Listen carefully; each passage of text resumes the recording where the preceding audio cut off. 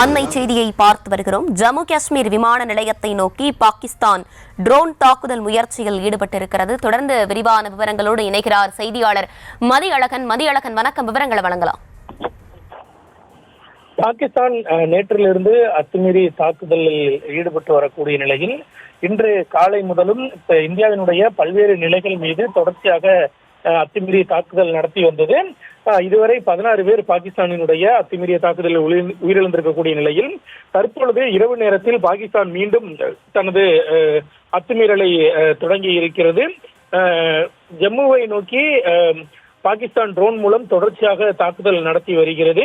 இந்த நிலையில் அந்த ட்ரோன்கள் அனைத்துமே சுட்டு வீழ்த்தப்பட்டிருப்பதாகவும் தெரிவிக்கப்பட்டிருக்கிறது. அதாவது தாக்குதலுக்கான முயற்சியை பாகிஸ்தான் ராணுவம் தொடங்கி இருக்கிறது. ஆனால் அந்த ட்ரோன்கள் அனைத்தும் இந்திய ராணுவத்தினரால் வெற்றிகரமாக இடைமறித்து வானிலேயே அழித்து ஒழிக்கப்பட்டு இருக்கிறது.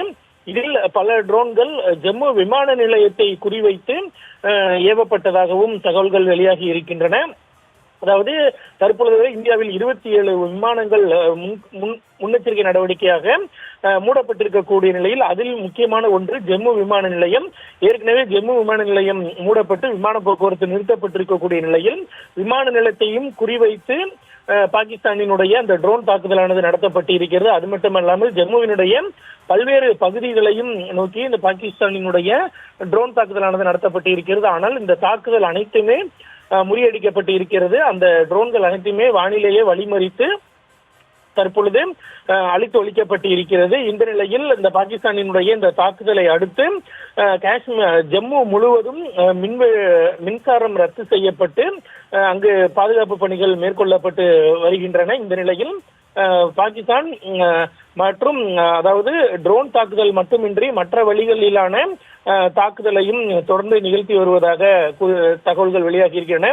குறிப்பாக எல்லை கட்டுப்பாட்டு கோட்டு பகுதியில் இருக்கக்கூடிய பகுதிகளை குறிவைத்து பாகிஸ்தான் ராணுவம் தொடர்ந்து துப்பாக்கி சூடு நடத்தி வருவதாகவும் தகவல்கள் வெளியாகி இருக்கின்றன.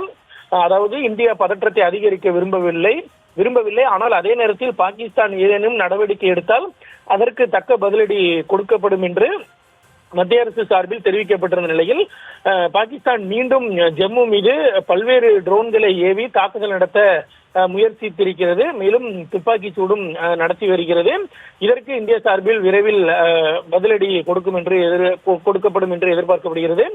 பாகிஸ்தானினுடைய இந்த ட்ரோன் தாக்குதல் என்பது வெறும் முயற்சியாகவே முடிவடைந்திருக்கிறது. ஏனென்றால் ஒரு ட்ரோன்கள் கூட பொதுமக்களோ அல்லது ஏதாவது முக்கிய பகுதிகளை நோக்கி விழவில்லை. அனைத்துமே வானிலேயே இடைமறித்து வெற்றிகரமாக அந்த ட்ரோன்கள் அனைத்தும் வீழ்த்தப்பட்டிருக்கின்றன. விவரங்களை வழங்கியமைக்கு நன்றி மதியழகன்.